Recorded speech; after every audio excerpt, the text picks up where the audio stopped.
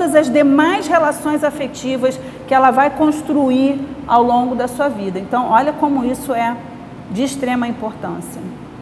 Sentir-se amado é a principal necessidade do ser humano. Todos nós temos essa necessidade fundamental de eu me sentir amado. Quando eu sinto que alguém me ama, na verdade, eu estou reconhecendo que eu tenho algum valor. Porque o amor está intimamente relacionado com a ideia de valor. Então, se a pessoa não se sente amada, inevitavelmente ela vai trazer para ela mesma um sentimento de desvalor, né? Ou até de repulsa e de rejeição, que ainda é um sentimento pior e mais nocivo. Então, a palavra amor, se a gente pensar, né, no nosso dia a dia, ela é utilizada milhões de vezes ao longo do nosso dia, né? Então a gente ama as pessoas, a gente ama determinada comida, a gente ama determinado esporte, a gente ama uma roupa, a gente ama um trilhão de coisas. A gente usa essa palavra com muita frequência, né? Ah, eu amo isso, eu amo esse sorvete, eu amo esse programa de televisão, enfim. E, na verdade, a gente percebe que muitas das nossas ações são justificadas pelo amor. Mas será que todas elas traduzem amor verdadeiro? Né? A gente fala em nome do amor, a gente fala por amor, a gente se cala por amor, a gente sufoca por amor e há quem mate por amor. Hoje em dia nós vemos, infelizmente, a trágica notícia de que inúmeros homens matam suas mulheres por amor, né? Ou mulheres matam seus maridos por amor, enfim. Já ouvimos falar de pessoas que matam seus filhos por amor, porque não querem vê-los sofrendo, então os matam por amor. Será que isso de fato traduz o que é amor? O que é de fato esse amor, né? Então, hoje aqui eu não tenho a pretensão da gente conseguir eliminar todas essas distorções ou incongruências que existem a respeito desse sentimento, que é o amor. Mas é importante a gente compreender o amor essencial para a nossa saúde emocional.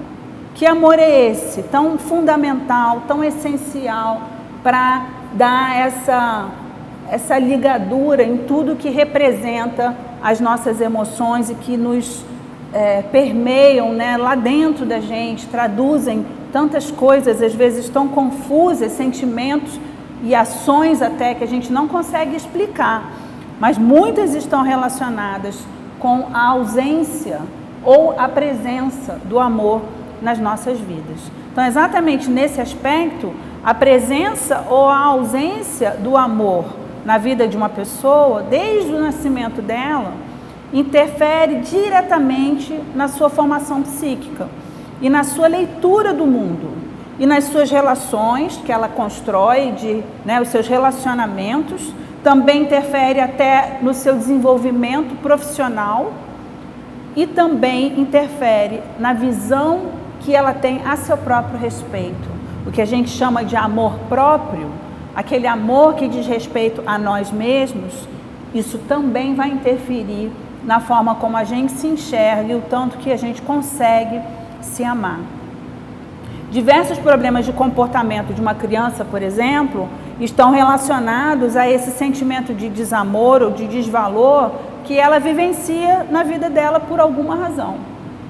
E eu tenho certeza que tanto você quanto eu conhecemos muitas histórias de pessoas que tiveram, às vezes, uma infância de muito sofrimento, de maus tratos, inclusive, e o quanto que isso traz de prejuízo ao longo do seu desenvolvimento, da sua história, da sua vida, até do seu amor próprio e da sua capacidade de se relacionar e mais, de receber o amor de outras pessoas que genuinamente queiram dar a ela esse amor, mas ela vai ter até dificuldade de receber esse amor. Então, muitos desses problemas de comportamento que a gente testemunha, eles são decorrentes de tentativas equivocadas e até desesperadas de buscar e encontrar o amor. Eu me lembro de uma situação, e isso não é a primeira vez que acontece, evidentemente, de uma pessoa que na busca desenfreada de alcançar esse amor tão pleno, tão genuíno, que nos faz bem, a pessoa saía desgovernadamente se relacionando com muitos homens, no caso era uma moça, né? Se relacionando com muitos homens e sem, de fato, fazer essa peneira, essa seleção para a gente entender: é uma boa pessoa, não é uma boa pessoa, de fato estamos, né, nos entendendo, não estamos, não, era uma coisa tão assim, de impulso mesmo, que ela não parava para fazer essa análise. E qual era o resultado disso? Evidentemente, mais ferida, mais sofrimento, mais decepção, mais frustração. Então, assim, inúmeras pessoas têm comportamentos que às vezes elas não entendem a razão dos seus comportamentos, exatamente por se sentirem vazias desse amor. Às vezes as crianças, elas se fazem rebeldes, se fazem malcriadas, muitas vezes para, de alguma maneira, tentar mostrar para aquelas pessoas adultas que estão à sua volta de que ela não está feliz, de que ela não está se sentindo amada, de que ela não está se sentindo protegida o suficiente. E aí, então, a maneira que ela encontra de expressar isso, já que ela não tem, né, uma eloquência verbal e até mental para poder decifrar os sentimentos que ela está vivendo, ela acaba expressando isso pela rebeldia.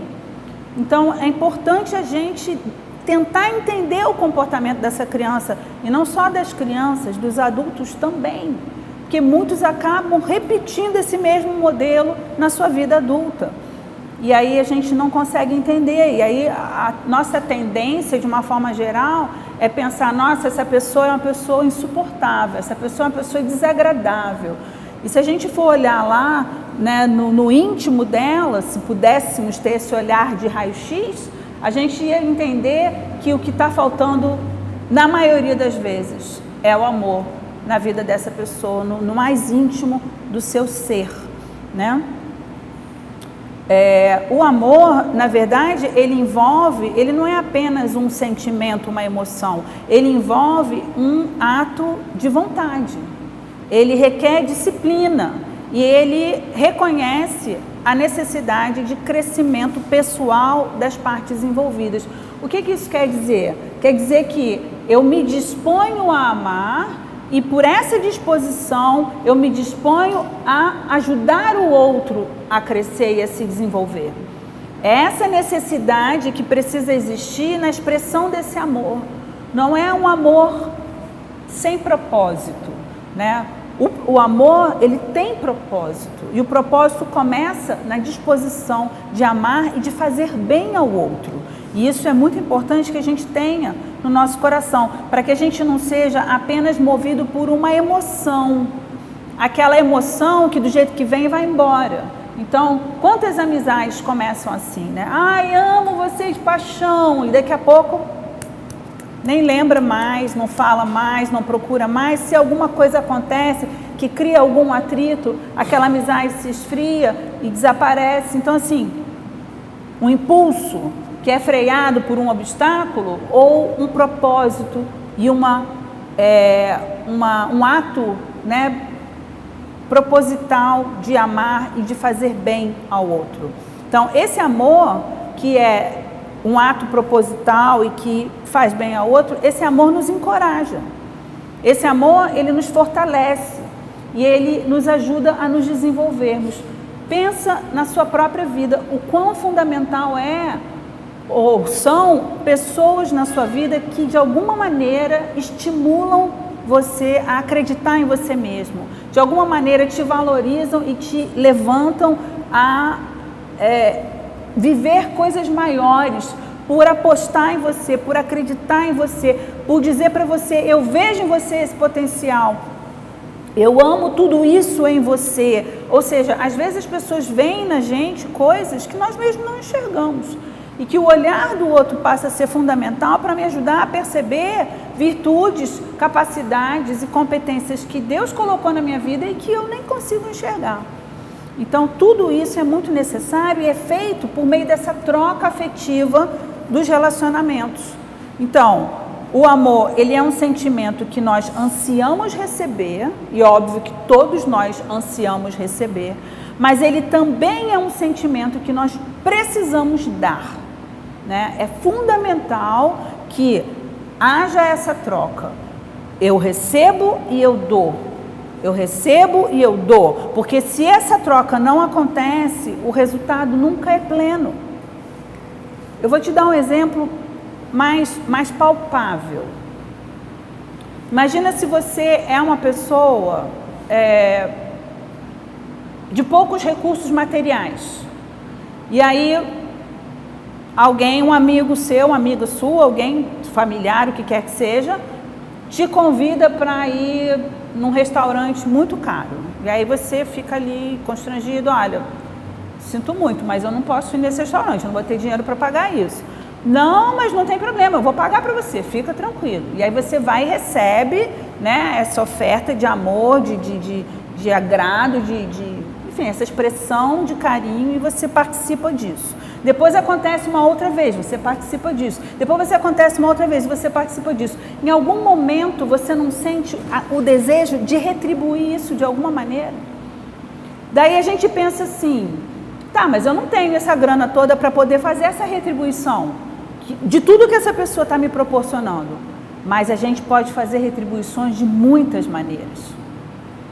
E às vezes o que essa pessoa precisa não é que você a retribua financeiramente, mas é que você a retribua, por exemplo, com uma palavra de encorajamento, com uma palavra de afeto, com a sua atenção, com os seus ouvidos, com um abraço, com um bombom, que ela poderia comprar 300 bombons, mas aquele que você comprou é diferente de todos os outros que ela consegue comprar.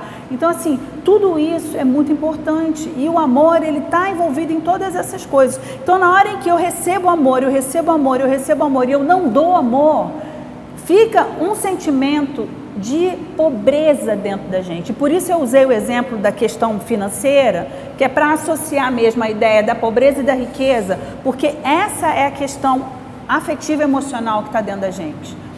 Quanto mais vazio de amor eu me sinto, quanto mais carente desse amor, mais empobrecida a pessoa se sente. E quando eu digo pobreza, eu não estou falando de material, eu estou falando de afeto. E como é importante que a gente encontre essa riqueza afetiva dentro da gente, para a gente poder também dar algo para o outro, né? Então, eu quero que você guarde essa ideia na sua cabeça, porque isso é uma das coisas de extrema importância nas nossas relações, no nosso desenvolvimento afetivo, relacional, né?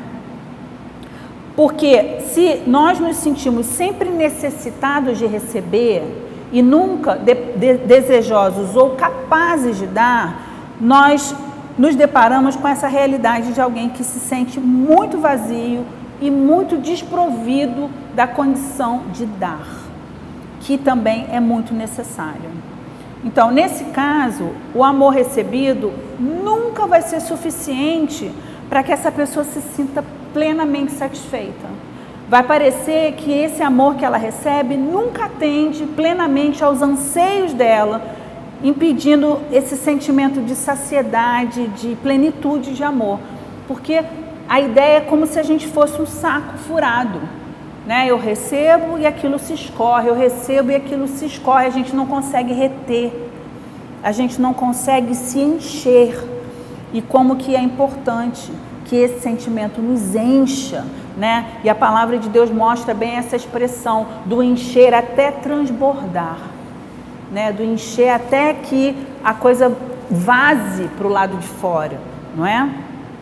E eu quero que você entenda bem essa visão de nós como um recipiente. Nós somos esse recipiente e a gente precisa ter esse amor que transborde. Existem basicamente 4 palavras gregas que são traduzidas pela palavra amor na Bíblia. Então, assim, todas, quando você vai ler a Bíblia, está escrito amor, mas no grego elas aparecem diferentes, são 4 palavras diferentes. A primeira é o ágape, né? Vocês já devem ter ouvido isso muitas vezes, em muitas pregações. Enfim, o ágape, que é o amor incondicional. A segunda é o philos, que é aquele amor que traduz uma amizade, A terceira é o amor eros, que traduz esse amor físico, sexual.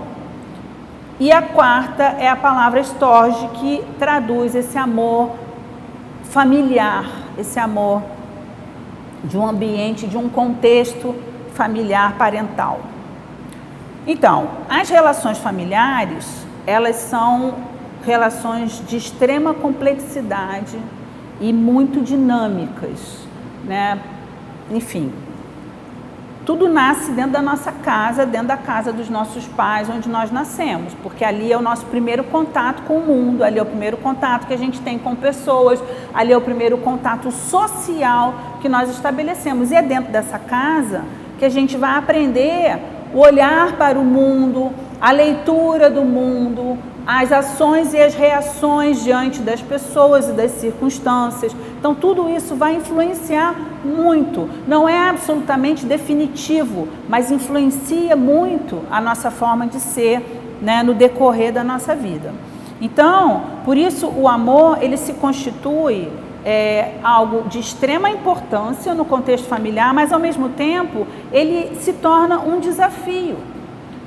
Um desafio que nos impõe uma escolha e uma decisão diária. Sabe aquela coisa dos atritos naturais de dentro de casa? Acho que todo mundo conhece aquela piada da família que morava numa casinha muito pequenininha, muito apertadinha, e aí chamaram lá o sacerdote da cidade para dizer: não suportamos mais isso, a gente se esbarra o dia todo e brigamos muito por conta de todas essas coisas. E o sacerdote sugeriu então que eles colocassem a mimosa, que era a vaquinha da família que vivia no quintal, que eles colocassem a mimosa para morar dentro de casa. E aí ninguém entendeu nada, mas obedeceram, e aí a vida ficou pior, né? Porque se o espaço já era pequeno para a família, com a mimosa ficou então terrivelmente apertado. E passado, sei lá, um período determinado, o sacerdote volta e diz: então, como as coisas estão? Ai, terríveis, terríveis, ficaram muito piores. Então vamos fazer o seguinte: volta com a mimosa para o lado de fora. E a mimosa foi para o lado de fora. Então agora como vocês estão? Nossa, está uma maravilha isso aqui. Você não faz ideia de como a nossa vida agora está muito melhor. Ou seja, enquanto os atritos estão acontecendo ali, parece que tudo é muito insuportável. Mas a verdade é que nem sempre é tão insuportável quanto parece. E essa forma da gente olhar, interpretar e ler esse convívio da família, e mais a nossa disposição, né, de decidir amar, isso faz toda a diferença.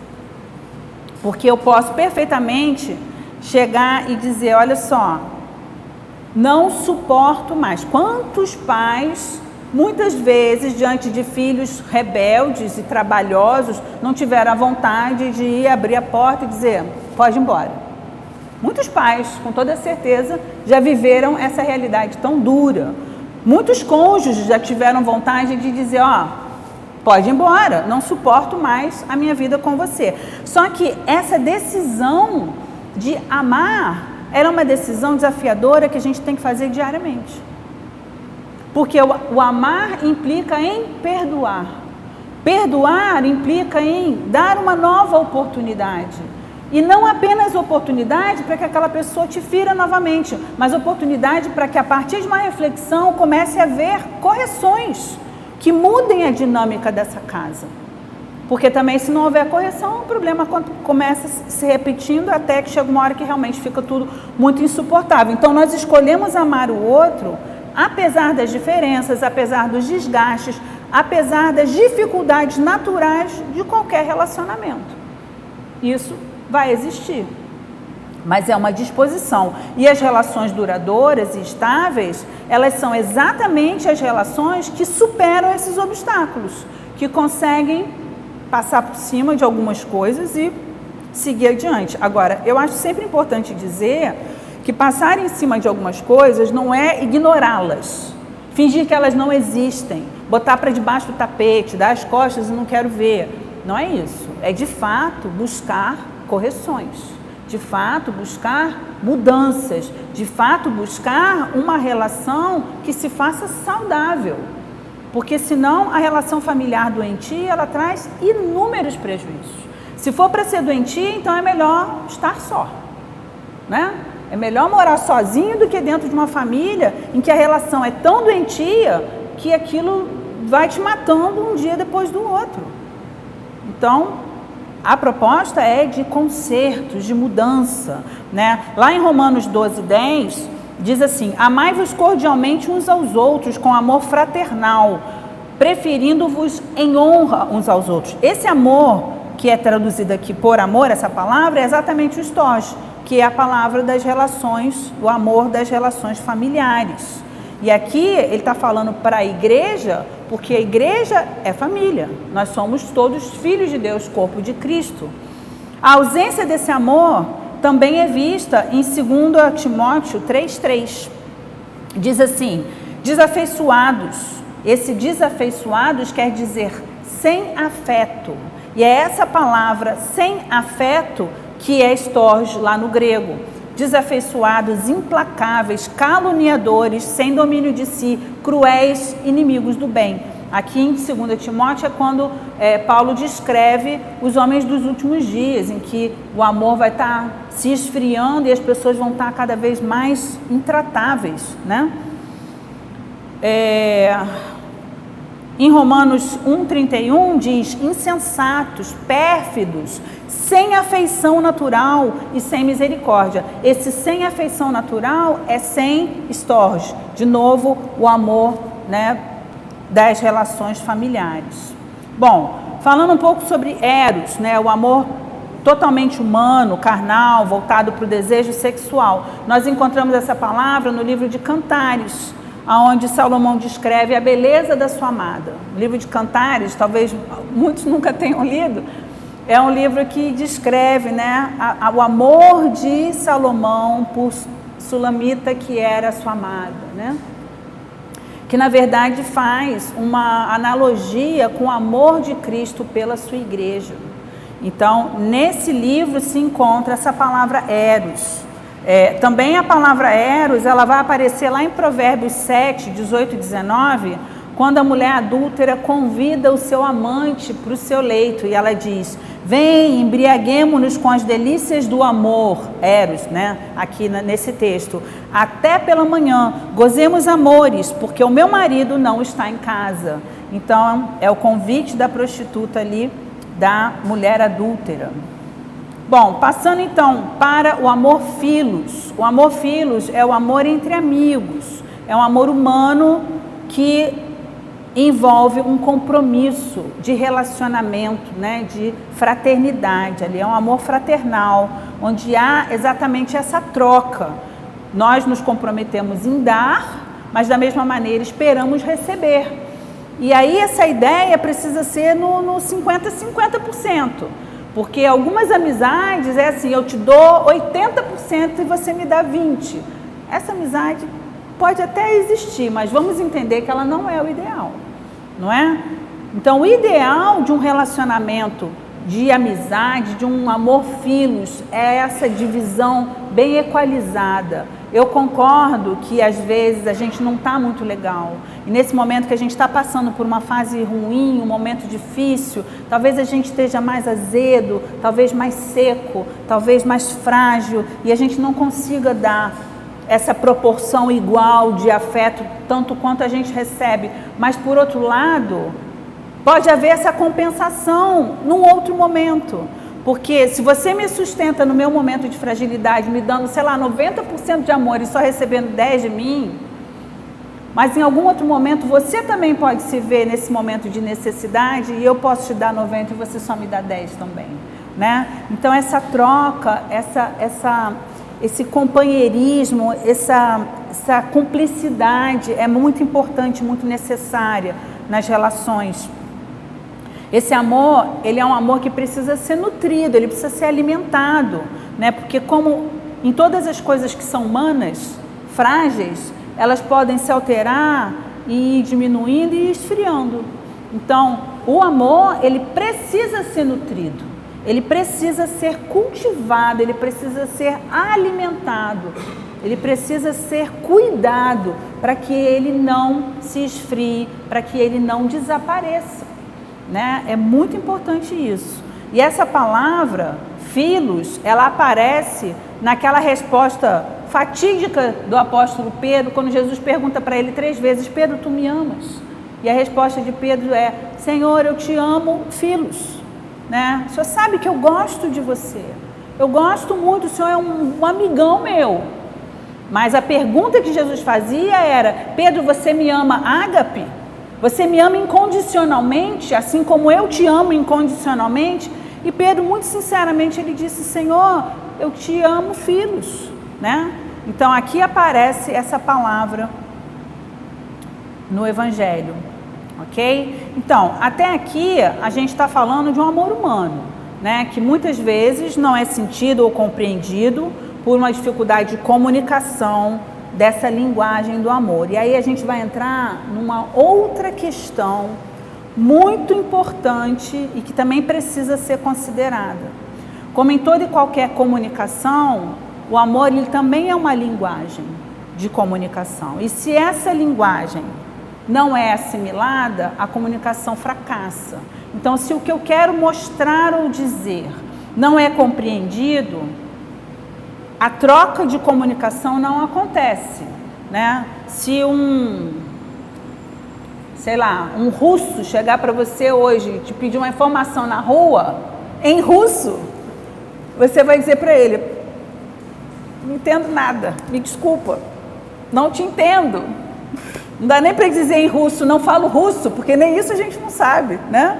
Então, realmente, vai morrer ali sem a informação. Mas, se a gente consegue, de alguma forma, desenhar, ou fazer uma mímica, ou dar algum sinal do que você está dizendo, aí a comunicação começa a acontecer. E é exatamente assim que funciona a questão do amor, né?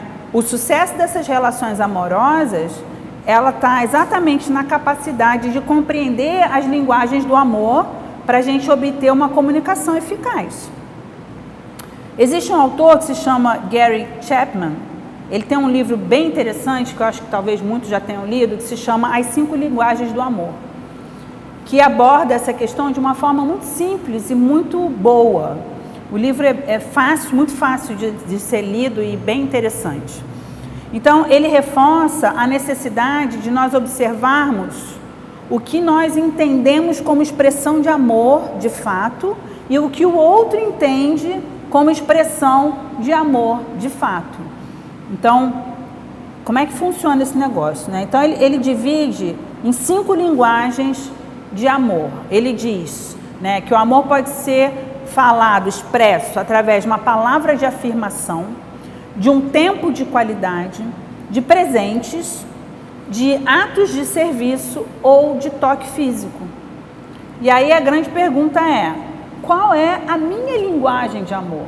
Ou qual é a sua linguagem de amor? Então, para isso, é óbvio que a gente precisa fazer uma autoanálise em busca de um autoconhecimento para a gente entender qual é a nossa própria linguagem de amor. Não que a gente só possa ter uma linguagem de amor. A gente pode se expressar nas 5 linguagens, mas normalmente a gente pende mais para uma linguagem, né? Para uma forma de expressão de amor. E aquele que se relaciona conosco, qual é a linguagem de amor dessa outra pessoa? E aí é muito importante que a gente consiga ter esse feeling, ter essa sensibilidade de perceber isso, para que o amor seja compreendido, captado, recebido na forma que o outro entende o amor. Então vamos lá, palavras de afirmação, por exemplo, né? Palavras de afirmação envolve elogios. Nossa, como você fez isso bem. Nossa, muito bom o que você está fazendo agora para mim. Palavras gentis que valorizam o outro. Ah, ninguém faz isso tão bem quanto você. Eu amo quando você faz isso para mim. Né? São incentivos, né, que valorizam. Palavras gentis que reconhecem, que valorizam. Porque, gente, vamos combinar que no dia a dia de uma casa, a gente não tem o hábito de elogiar ninguém, né? E dependendo do contexto da cultura familiar, esse hábito realmente não existe. E aí a gente pensa assim, né? Aquela pessoa, na maioria das vezes a mulher, que limpa a casa, deixa tudo arrumadinho, todo mundo entra, joga coisa, vai andando e ninguém para observar e dizer assim, nossa, obrigada, porque a nossa casa está sempre tão bem arrumada. Ninguém nunca comenta isso. Agora, o dia que não deu tempo de arrumar, que a coisa está revirada, aí as pessoas prestam atenção. Meu Deus, essa casa parece um pandemônio, ninguém arruma isso aqui, que bagunça, que coisa horrorosa. Então, assim, as palavras gentis, as palavras de elogio, que reconhecem, né, as coisas boas, isso é uma palavra que nutre muito o nosso bem-estar. Porque é óbvio que todo mundo gosta de ser, de alguma forma, enxergado, reconhecido, valorizado. Não estou dizendo aquela palavra bajuladora, essa palavra não convence. Eu estou falando de uma palavra verdadeira, genuína. Ou palavras mansas, humildes, que geram um envolvimento solícito e não uma imposição autoritária. Sabe, aquela pessoa dentro de casa, por exemplo, ou em qualquer outro contexto, que quer alguma coisa, mas pede reclamando, pede acusando, pede trazendo um mal-estar, essa imposição, essa palavra de imposição, normalmente ela gera revolta. E aí a maioria das vezes as pessoas reagem assim, pare de me encher, não vou fazer nada disso, depois eu faço isso. Mas quando a gente sabe envolver a pessoa de uma outra maneira, e até o livro dá um exemplo que eu achei até bonitinho, ele diz assim, que o marido chega para a esposa e diz para ela, eu gosto tanto daquela torta que você faz, tão boa, quando você puder faz para mim de novo. E aí a mulher que ama vai dizer, meu Deus, tem que fazer correndo essa torta para ele. Mas há o marido que ao invés de dizer desta maneira, ele vai dizer, você nunca faz aquela torta que eu gosto. Se fosse para outra pessoa você faria, mas para mim você não faz nunca. Né? Então, assim, é um tom que não estimula, é um tom que não incentiva e a gente precisa pensar nisso, né? Palavras de afirmação, é uma linguagem de amor. E você creia que algumas pessoas só se sentem amadas quando recebem esse tipo de linguagem de amor. Você pode encher essa pessoa de presente. Se você não falar para ela palavras de afirmação, ela nunca vai se sentir amada por você. Então, é importante a gente entender isso. Meu Deus, que precisa ser bajulada? Não, não é isso. Essa é a linguagem que ela entende o amor. Ela pode se desenvolver melhor? Evidentemente que pode. E aí é que essa troca nossa é fundamental para isso. Mas não podemos recriminar o outro porque a linguagem dele é diferente da nossa. E por isso parece de menos importância. Não é dessa maneira. Então, vamos lá.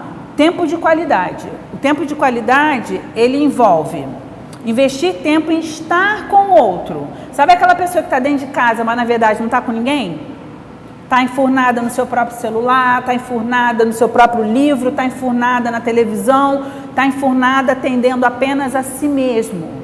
Não tem tempo para estar com o outro. Isso vale para os pais que têm crianças, isso vale para cônjuges, isso vale de pais para filhos adolescentes, de pai para filhos adultos. Pais, que eu quero dizer, não só pai, né? Pais, enfim. Isso vale para qualquer relação, de filhos para pais, né? Também isso vale. De amigos, né? As pessoas não têm tempo umas para as outras. Aí é aquela história assim, ó. Você pergunta assim, oi, tudo bem? Você está bem? Mas a tua expectativa é que a pessoa diz, estou ótima, porque você já está com o pé lá na frente, pronta para seguir tua viagem. Você não está pronta para a pessoa te dizer, não estou bem não.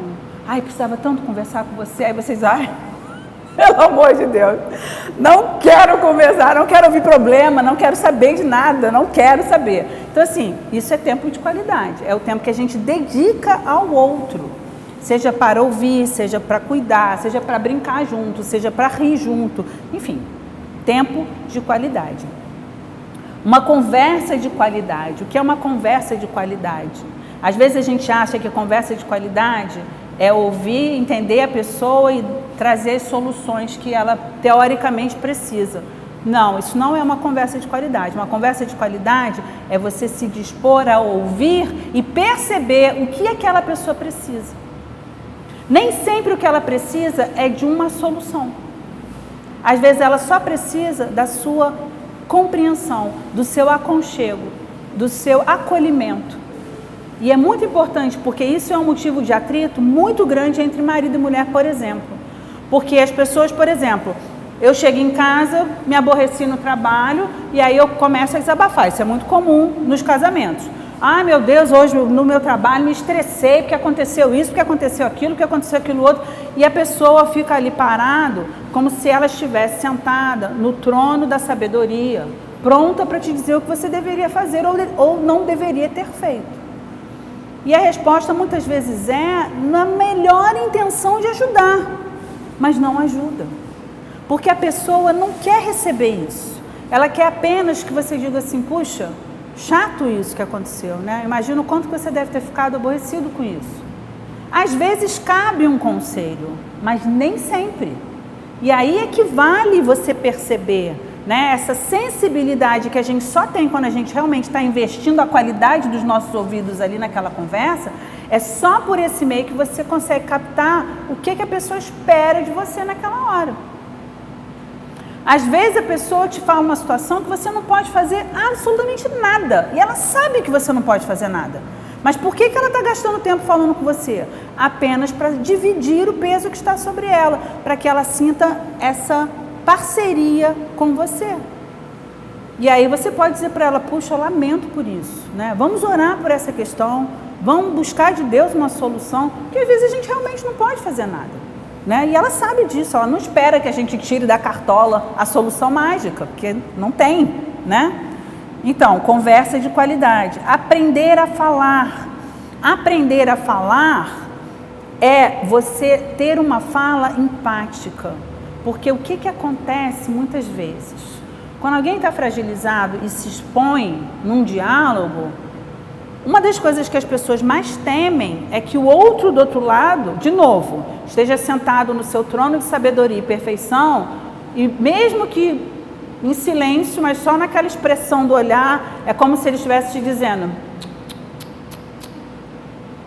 que fracasso, né? Aquela expressão de reprovação, de desqualificação, de, sei lá, qualquer coisa que não seja favorável. E aí, o que é uma fala de qualidade? É quando você cria uma fala empática. Olha, eu te entendo muito bem. Em algum momento da minha vida eu já senti isso, já senti aquilo, já vivi isso, já vivi aquilo. Porque nessa hora você faz a pessoa pensar e entender que ela não é um monstro por estar vivendo aquele problema. Que ela não é uma fraquinha, uma desqualificada, uma despreparada para a vida, uma louca que está vendo tudo de uma forma deturpada. Não, ela consegue ver que outras pessoas também passam por esses problemas e isso é curador. É curador quando as pessoas... E eu vou dizer isso para você, não é que todas as vezes que alguém te diz alguma coisa, você já vai ter vivido aquele problema. Não necessariamente. Talvez você nunca tenha vivido aquele problema. Mas compreender e trazer uma fala mansa, humilde, de empatia é fundamental. Então, tudo isso está dentro de tempo de qualidade. E a pergunta é, quanto que a gente tem gasto esse tempo, né, com as pessoas? Bom, a terceira forma de amor, de expressão, de linguagem de amor, são os presentes, né? Então, o presente, na verdade, ele é um símbolo visual do amor. É uma coisa concreta, que prova, olha, eu te amo, quero te dar isso para te agradar. Ele pode ser um presente comprado ou ele pode ser um presente elaborado. Se somente fossem os presentes comprados, quando a gente está sem dinheiro, a gente não expressa amor? Não é? Às vezes a gente escuta alguns casais, mas a gente está duro, não tem para onde ir. Não tem para onde ir, mas pode dar uma volta na praia, pode dar um bombom, pode, sabe, coisas bobas, que não custam tanto assim, mas que faz o outro lembrar que você lembrou dele. Nossa, ele estava na rua e pensou em mim, comprou o bombom que eu gosto. Um bombom, uma bala, né? Uma expressão de carinho, seja ela qual for. Então o presente não necessariamente é algo caro, algo assim muito, né? É difícil de se acessar. A gente pode presenciar com a nossa presença, né? Vim te ver hoje, vim te visitar. O presente é a nossa presença, que vai ao encontro de alguém que a gente ama e que às vezes está passando por um momento difícil, não é? Há quem tenha dificuldade de dar e até de receber presentes. Isso ele é muito dentro daquele contexto desse reservatório de amor esvaziado. A nossa dificuldade de dar e de receber presente muitas vezes está relacionado a isso, né? Há um sentimento de pobreza, de esvaziamento tão grande dentro da gente, na nossa parte afetiva, que a gente tem dificuldade de gastar o dinheiro para dar algo para o outro. E aí muitas vezes você escuta as pessoas dizendo assim: eu não dou nada, ninguém me dá nada. É o sentimento do esvaziamento. Eu não recebo nada de ninguém, estou vazio, por que que eu tenho que dar algo a alguém? Não é? Quando na verdade a gente dar presente é uma coisa tão gostosa, né? Especialmente quando a gente entende o que o outro gosta, porque aí a linguagem é perfeita. Por outro lado, quando nós não nos sentimos alvo de um amor gratuito, a gente também sente necessidade, a gente tem dificuldade de receber o presente, não é nem de dar, é de receber, porque é como se houvesse dentro de nós sempre aquela desconfiança, né? A pessoa não me ama, eu não me sinto amável, eu não me sinto alvo de amor, então ninguém vai me dar nada de graça. Se a pessoa está me dando isso, eu tenho que de alguma forma retribuir. Aí é no sentido de uma paga, como se eu tivesse que pagar por tudo que alguém me dá, seja o tempo que a pessoa me dá, seja a atenção, um presente, o que quer que seja. Eu preciso de alguma forma retribuir para poder pagar por aquilo, porque eu não me sinto merecedora de algo gratuito. Percebe como essas coisas são sutis, mas interferem tanto nos detalhes do nosso dia a dia, né? Quarta linguagem de amor, atos de serviço, que envolve ser prestativo, servir aos outros, expressar seu amor por meio de trabalho, né, que cuide, que favoreça ou ajude outra pessoa, e fazer isso demonstrando essa disposição de uma forma boa, de boa vontade, porque a pior coisa que existe é uma pessoa te ajudar de má vontade. A vontade que dá é dizer: não precisa, não quero, deixa que eu me viro sozinho.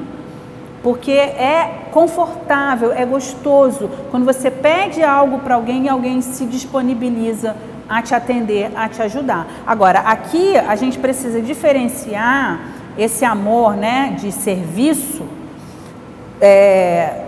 de um controle obstinado e sufocante. O que eu estou querendo dizer com isso? Vou dar um exemplo de uma mãe, por exemplo.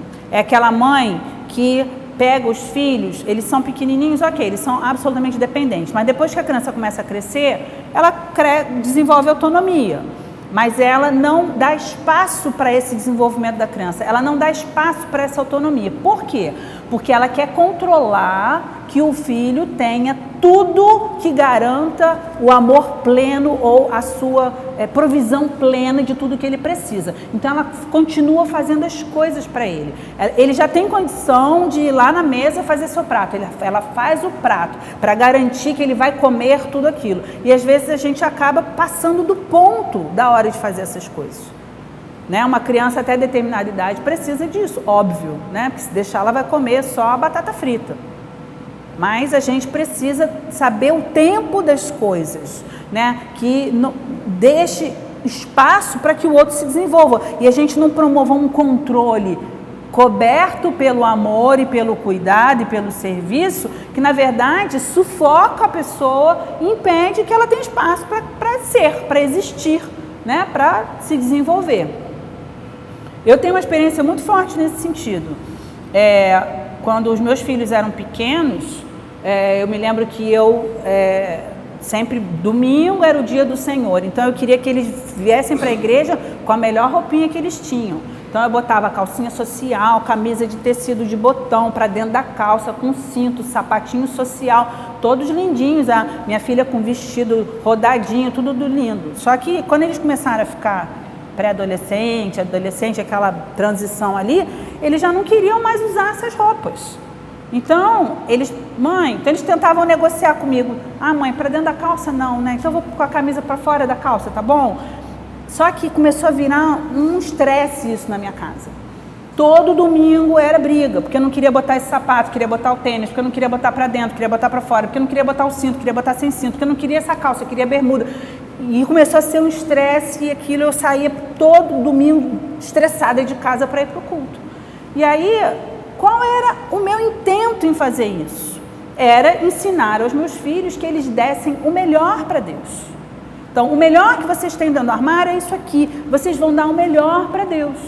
E aí, nessa intenção de ensinar a eles o melhor, Deus me deu um baita de um puxão de orelha. E Deus falou para mim, você quer que eles se vistam dessa maneira para te agradar, para atender às suas expectativas do que você entende por melhor? Ou você quer que eles vão à minha casa para se derramar no melhor deles? Porque dessa maneira você está sufocando eles e anulando a personalidade deles, impondo a sua. E com isso você está deixando de dar espaço para que eles desenvolvam suas próprias personalidades e gostos e se desenvolvam. Então, é óbvio, gente, que eu não estou falando que tá bom, então fica a sorte, faça do seu jeito. Não é isso. Né? A criança tem, até determinado momento, ela não sabe discernir algumas coisas. E a gente vai ter que instruir, sim, é obrigação dos pais instruir. Mas, por outro lado, a gente não pode sufocar.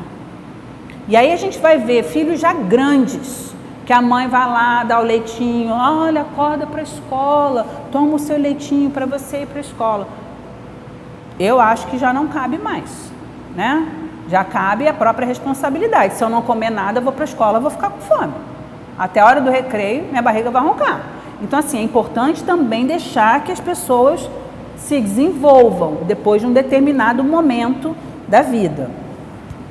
Bom, e outra coisa importante nesse quesito, que é a questão da exploração serviçal, né? Do jeito que essa mãe se dedica alucinadamente a toda a família, da mesma forma ela se sente explorada. E esse amor sufocante, ao mesmo tempo que irrita a família, e tipo assim, cara, me esquece, né? Me erra, ao mesmo tempo que irrita, não tem uma gratidão. Então, essa mãe serviçal que está ali se matando em prol da família, ela não recebe nenhum reconhecimento. E isso faz com que ela se sinta muito mal amada, né, diante de uma família ingrata e muitas vezes até rebelde contra ela. Ou seja, o tiro sai pela culatra. Né? O resultado é muito ruim. Então, eu quero reforçar essa questão dentro dessa forma de amor, que são os atos de serviço. E por fim, a quinta forma de amor é o toque físico. Né? Então já tem comprovação científica de inúmeros experimentos que foram feitos que mostra o quanto que o toque, o aconchego, o beijo, o abraço são fundamentais no desenvolvimento saudável da vida emocional de qualquer pessoa. É óbvio que a gente sabe que as pessoas são diferentes. Umas são mais táteis, outras são menos táteis, tudo bem. As diferenças existem e isso não é o problema. O problema é a falta de, né? Quando a pessoa pensa lá na vida adulta e diz assim, não me lembro da minha mãe ou do meu pai me fazendo um carinho, por exemplo. Então, assim, essa falta de registro, né, de uma coisa mais física, mais acolhedora, mais aconchegante, mais protetora até, mais consoladora, isso é muito importante no desenvolvimento emocional de qualquer ser humano. Então, é interessante a gente pensar que a sensibilidade da nossa pele, obviamente, não é por acaso. É claro que existe uma questão protetiva nessa sensibilidade, porque se alguma coisa estiver me ferindo, eu vou puxar meu braço para parar de me ferir. Mas, ao mesmo tempo, existe uma sensação prazerosa, né? Que é a sensação de um carinho, de uma cosquinha, de uma coisa boa. E essa sensibilidade não é à toa. É exatamente pelo valor que essa coisa tem, né? Na sensação do amor que me envolve. Então tá, na verdade, se você pensar nessa questão, né, de expressão física, tátil de amor, às vezes um abraço ou até um simples cafunézinho fala mais que muitas palavras, né? Como é importante, às vezes, só isso, não precisa falar nada, só dar aquele abraço, que diz para o outro assim, ó, tô aqui contigo, conta comigo. Você está desmontando, mas eu tô aqui para te segurar. Fica comigo, né? Aí vai lá no Heitor, vem com a gente.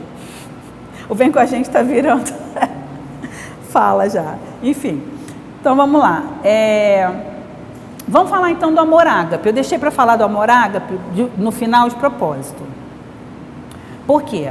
O amor ágape, ele é o amor perfeito, ele é o amor incondicional, ele é o amor divino, né? É aquele amor descrito em 1 Coríntios 13, de 4 a 8, que é o amor sublime, né? Que é paciente, é benigno, não arde em ciúmes, não se ufana, não se ensoberbece, não se conduz inconvenientemente, não procura os seus próprios interesses, não se exaspera, não se ressente do mal, não se alegra com a injustiça, mas regozija-se com a verdade. Tudo sofre, tudo crê, tudo espera, tudo suporta. O amor jamais acaba. Então, esse amor que jamais acaba é o amor ágape, é o amor divino, é o amor de Deus, um amor voluntário, um amor altruísta, desinteressado, incondicional, né? Esse é o amor ágape. E foi com exatamente este amor que o Senhor Deus nos amou a ponto de dar o seu próprio Filho, o seu único Filho, por amor a nós, por resgate das nossas vidas. Essa pergunta é clássica. Algum de nós daria o nosso único filho, ou nem que fosse um dos nossos filhos, para resgatar alguém? Deus fez isso, né? Ele se fez homem, se destituiu da sua glória, de toda a sua majestade, se fez um ser humano mortal, frágil, né? Sujeito ao pecado, e que jamais pecou, porque resistiu ao pecado. E foi ali firme o bastante, por amor a nós, para que nós fôssemos resgatados. Então, é lindo ver que Jesus expressou no seu testemunho de vida essas 5 linguagens de amor. Jesus conseguiu expressar e manifestar para dar exemplo a todos nós. Então, ele falava palavras de afirmação. Por exemplo, João 8, 10 e 11, ele diz assim: erguendo-se Jesus e não vendo a ninguém mais, além da mulher, perguntou-lhe: mulher, onde estão aqueles que te acusavam, os teus acusadores? Ninguém te condenou? Respondeu ela: ninguém, Senhor. Então, lhe disse Jesus: nem eu tampouco te condeno.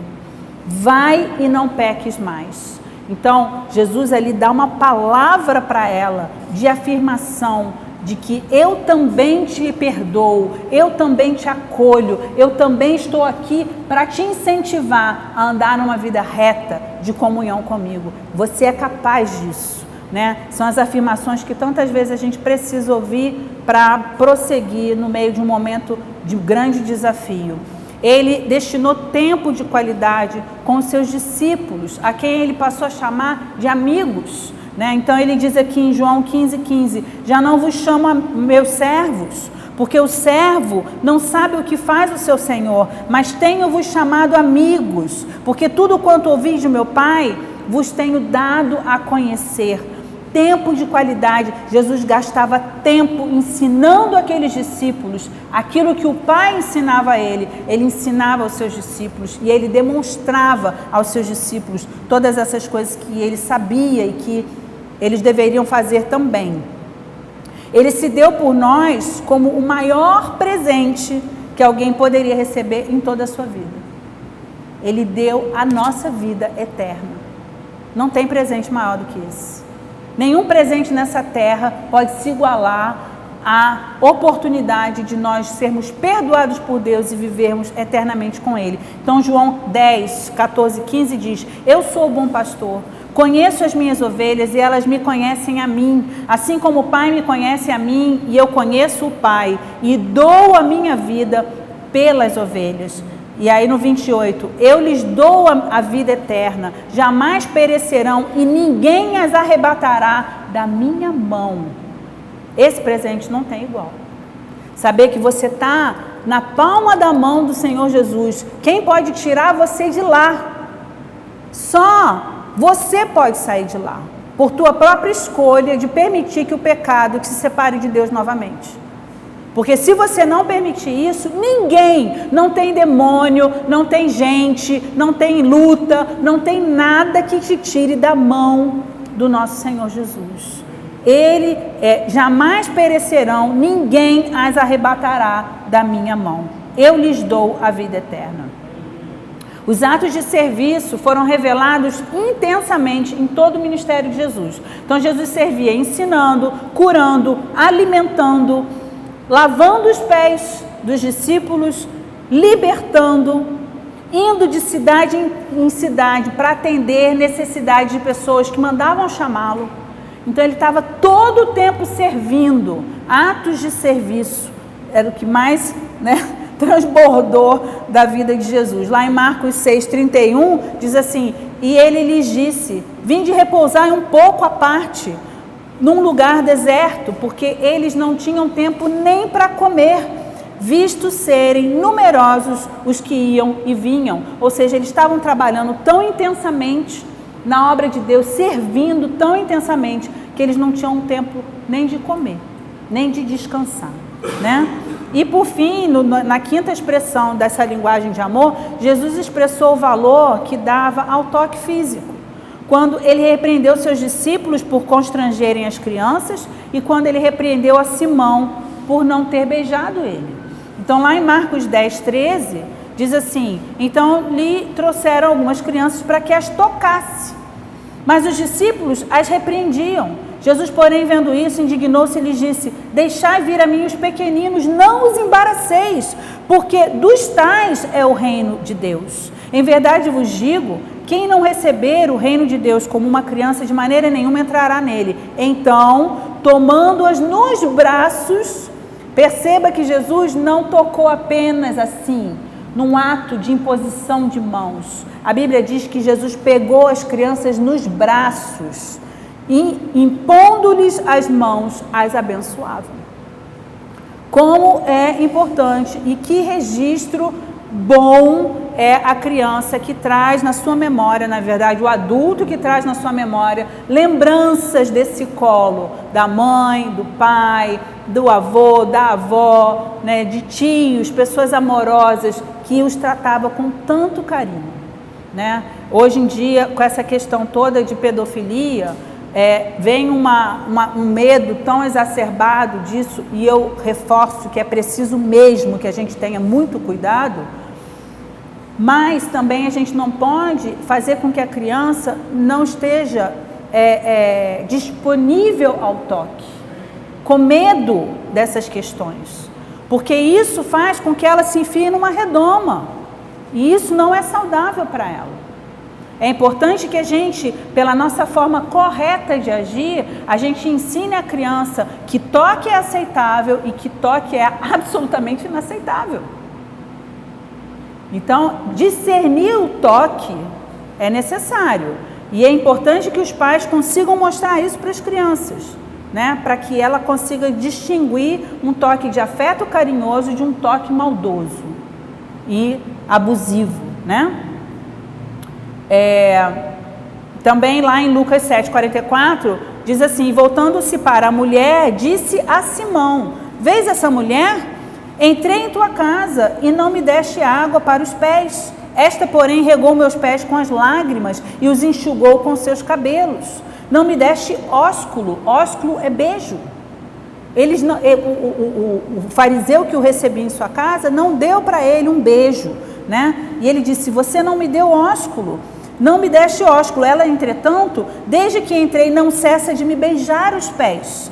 Não me ungiste a cabeça com óleo, mas esta com bálsamo ungiu os meus pés. Aquela mulher estava tocando em Jesus. E tocando de uma maneira que aqueles homens olharam e disseram, mas ele não vê que ela é uma pecadora? Ou seja, ele não vê que ela tem uma intenção impura, e até com os cabelos secando, o cabelo era retrato de sedução naquela época, as mulheres cobriam os cabelos, etc. Até hoje as mulheres judias que são ortodoxas usam peruca para cobrir o cabelo delas mesmo, o cabelo verdadeiro, original. Então, tudo isso estava sendo denunciado ali por essa fala de Jesus. A importância desse toque, o quanto que ele é fundamental na vida de todos nós. Então, toda a Bíblia está repleta de expressões e demonstrações do amor de Deus para conosco. Inúmeros versículos, eu não posso nem tentar citá-los aqui, porque são muitos versículos de expressão de amor, amor genuíno, gratuito, que Deus tem para com todos nós. Então, sabedores da importância do amor na nossa vida, nós precisamos dar muita atenção a esse sentimento, para que ele não se esfrie. O amor do ser humano, ele é muito falho, e muitas vezes, em virtude da história de cada um, a gente percebe que esse amor chega a ser muito deficiente mesmo, né? Muitas crianças cresceram em lares ou viveram problemas gravíssimos, até da ausência de pais, porque morreram ou por inúmeras razões, né? E essa ausência do amor foi muito marcante e traumatizante.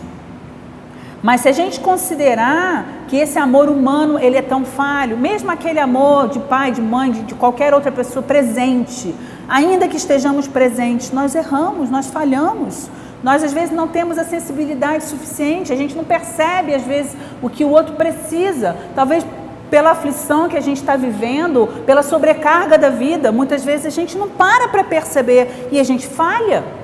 A gente falha tentando acertar, mas falhamos. Então, o que a gente faz quando a gente traz uma vida escassa de amor? Quando a gente vem de uma história onde esse amor foi prejudicado na nossa vida, né? E a Bíblia fala o seguinte, lá em Mateus 24:12, e por se multiplicar a iniquidade, o amor se esfriará de quase todo. Então, a gente está vivendo num mundo que vive exatamente esse momento do crescimento da iniquidade e de um amor que vai se esfriando e se esfriando muito, muito.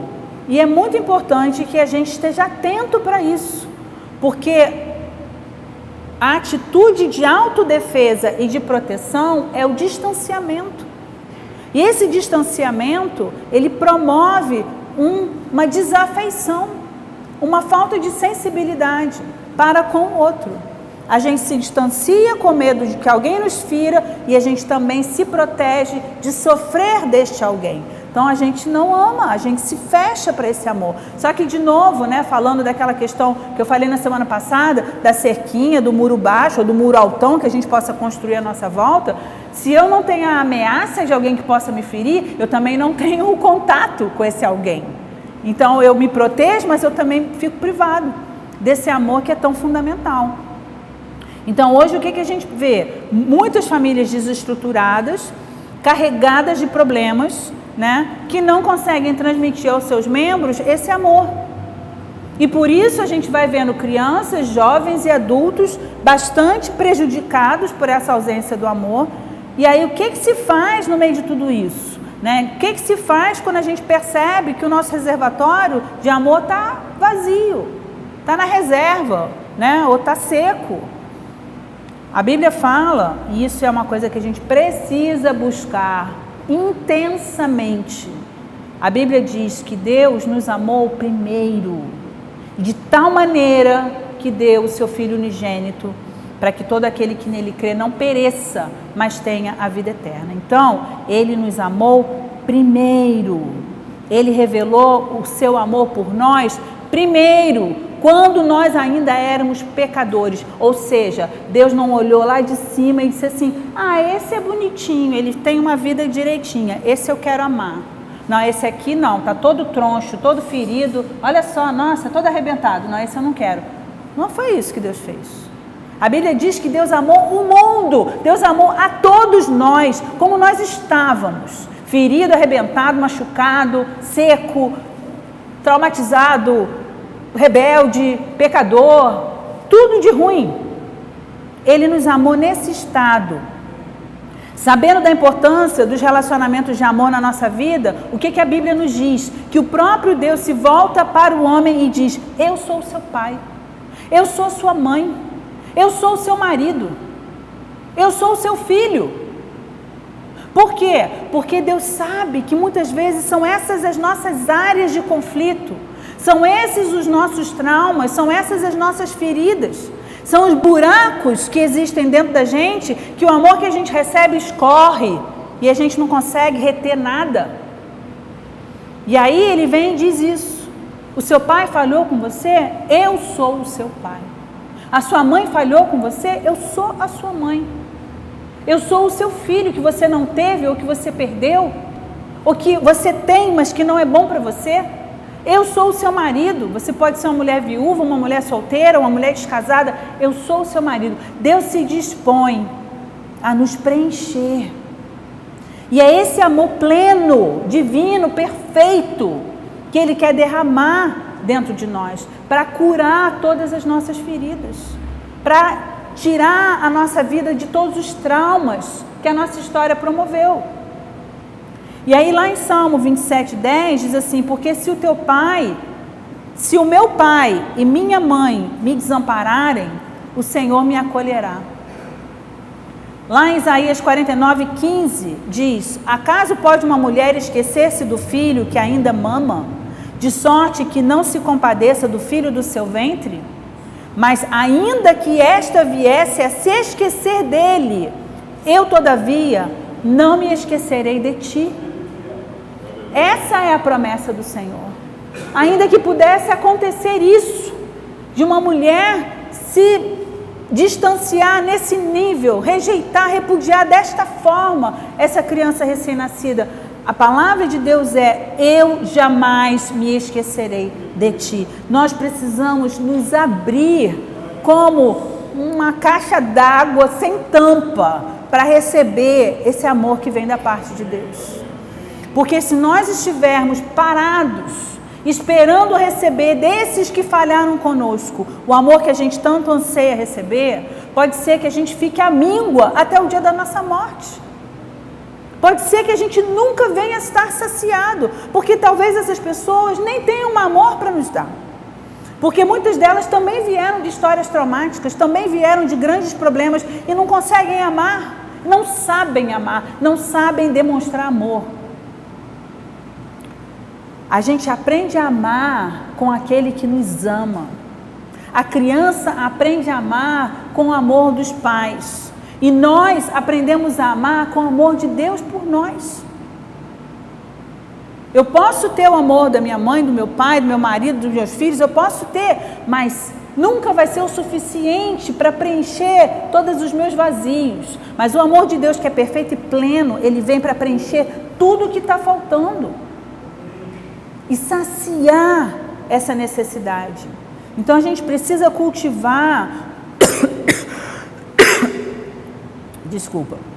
uma relação de amor com Deus, de tal maneira, desenvolver uma comunhão com Ele, a ponto de nós estarmos absolutamente convictos do seu amor por nós, ainda que a gente esteja passando por momentos difíceis, ainda que a gente esteja passando por aflições. Porque a nossa tendência é pensar: acho que Deus se esqueceu de mim, acho que Deus deu as costas para mim. A gente vê isso muito nos Salmos, o salmista dizendo: até quando, Senhor? Até quando o Senhor vai estar de costas? Até quando o Senhor vai se recusar a me ouvir? Essa é a sensação, né? Quando parece que Deus está em silêncio ali. Mas a gente precisa entender que o amor de Deus é perfeito, Ele não varia, não tem sombra nem variação de luz, Ele é constante, Ele é perfeito, Ele é estável, Ele é permanente. O amor de Deus por nós não acaba, Ele não acaba. Então, como que é necessário que a gente desenvolva essa convicção? E eu só vou fazer isso na medida em que eu me exponho a esse amor. E essa exposição é por meio da minha comunhão com Ele, por meio de oração, por meio da leitura da palavra de Deus, que revela a pessoa do próprio Deus. Esse amor perfeito que lança fora todos os meus medos, que lança fora todas as ameaças que me cercam, que lança fora as minhas inseguranças, que lança fora os meus temores, que lança fora as minhas fragilidades, porque eu não estou escorada em mim mesma, eu estou escorada nele. E eu dependo dele, e é nele que eu espero todas as coisas. Romanos 5,5, ora, a esperança não confunde, porque o amor de Deus é derramado em nosso coração pelo Espírito Santo que nos foi outorgado. O amor de Deus é derramado no nosso coração pelo Espírito Santo de Deus que nos foi outorgado. Então o que a gente tem que fazer? Abre as comportas para receber esse amor. Remove as barreiras, remove os obstáculos, remove as crenças que te impedem de acreditar que esse amor vai chegar em você também. Essas crenças muitas vezes Deus ama o outro, mas Ele não ama a mim. Deus aprova os outros, mas a mim Ele não aprova. Deus está sempre meio assim comigo porque eu não sou tão bonito quanto os outros. Eu não sou tão santo, então eu não... Gente, eu posso errar e é preciso que eu me importe de buscar acertar, mas o amor de Deus não varia em função de mim mesma, porque o amor dele é o reflexo de quem Ele é, e Ele é. Ele não muda. Ele não varia, e a gente tem que entender isso. Gálatas 5, 22, 23, mas o fruto do Espírito é amor, alegria, paz, longanimidade, benignidade, bondade, fidelidade, mansidão, domínio próprio. Mas começa com o fruto do Espírito é amor. Então é esse amor que nos foi outorgado por meio do seu Espírito, e é esse Espírito em mim, que frutifica em mim, que promove o amor de Deus em mim. E saciada desse amor, eu consigo dar esse amor àqueles que me cercam. E já não sou mais tão carente de receber, apesar de que também precisamos receber. Tá certo? Nós não somos apenas carentes de amor, somos também carentes de amar. Nós precisamos receber amor e precisamos amar. Essa via de mão dupla é fundamental para a nossa saúde emocional, para o nosso bem-estar, para a nossa felicidade. Uma via que vai e que vem o tempo inteiro. Quanto mais nós recebemos do amor de Deus, mais seremos capazes de derramar amor sobre os outros. Percebe isso? É o óbvio. Se eu sou aquela caixa que começa a transbordar, esse amor vai cair em quem tiver à minha volta. Concorda? Ou a caixa d'água escolhe para onde ele vai respingar? Peraí, não quero cair aqui não. E joga para o outro lado? Não. A caixa d'água só transborda. Quando a árvore começa a frutificar, ela escolhe quem vai pegar o fruto dela ou pega quem quiser? Quem passar por ela. Né? Na hora que alguém chega lá com aquela mãozinha estranha, ela pega um galho sem nada, aquele galho pontudo e espeta a pessoa, não pega meu fruto. Meu fruto não é para você, é para o outro. A árvore não faz isso, ela se deixa servir, não é espontaneamente, o fruto está ali, para quem passar e pegar. O amor de Deus que transborda da minha vida vai atingir quem passar por perto de mim. E assim precisa acontecer, um amor saudável. O amor saudável é o amor que constrói e que faz bem. É o amor que nos enche, né, que nos preenche. E lá em Marcos 12, a partir do verso 30, diz assim: amarás, pois, ao Senhor teu Deus de todo o teu coração, de toda a tua alma, de todo o teu entendimento, de toda a tua força. Esse é o maior de todos os mandamentos. E aí em seguida ele diz: e amarás ao teu próximo como a ti mesmo. Não há outro mandamento maior do que esses. Todos os mandamentos se resumem a isso. O maior de todos, amar ao Senhor teu Deus. Como, Senhor, que eu vou te amar? De todo o coração, de toda a alma, de todo o entendimento, com toda a minha força. É um ato voluntário, racional, é um compromisso estabelecido de mim para com o Senhor. E é óbvio que isso vai sendo trabalhado a um nível que depois isso flui, quase que sem eu pensar. Sabe? Aquela expressão de amor que flui naturalmente. E a mesma coisa para o próximo. Ama ao próximo como você ama a você mesmo. Qual é a grande dificuldade de amar o próximo? É quando eu não consigo nem amar a mim mesmo. Que medida é essa? Como que eu amo o próximo se eu não consigo amar a mim? E a referência é essa: ama o teu próximo como você ama a você. Então é fundamental que eu consiga me amar, é fundamental que eu consiga enxergar o meu valor, e é baseado nisso que eu vou conseguir amar o meu próximo. E aí em Lucas 6,31 diz: como quereis que os homens vos façam, assim fazei-o vós também a eles. Então essa referência, o que eu quero que façam para mim? Eu quero que me tratem com respeito. Boa, trate os outros com respeito. Eu quero que as pessoas não me passem a perna. Boa, não passe a perna em ninguém. Eu quero que falem sempre a verdade comigo. Então também você fale a verdade com o outro. Não é? Eu quero que se lembrem de mim na hora que estão passando na loja americana. Então você também, quando estiver passando na loja americana, lembra do bombom que o outro gosta. Não é? E por aí vai. Essa é a nossa referência. Eu sou a referência de amor para o meu próximo. E eu preciso estabelecer isso de uma forma boa e saudável. E o bom e o saudável e o perfeito vem de Deus. Então, antes de mais nada, é o meu amor e a minha relação afetiva com o próprio Deus. Amém? Deus é bom. Nós não estamos imunes a problemas, a traumas, a feridas, a fatalidades da vida. Mas nós todos temos um Deus bom, fiel, constante no seu amor para conosco. Vamos nos expor diante dele para que recebamos esse amor que cobre multidão de pecados e que afugenta todo medo e que sara as nossas feridas. Em nome de Jesus. Feche os seus olhos por um momento. Pai, nós nos colocamos diante de Ti, Senhor, sempre carentes do Teu amor, Jesus. Porque esse mundo, de fato, Senhor, promove muito sofrimento e muitas dores. Nós, muitas vezes, não sabemos lidar, Senhor, com as nossas dificuldades.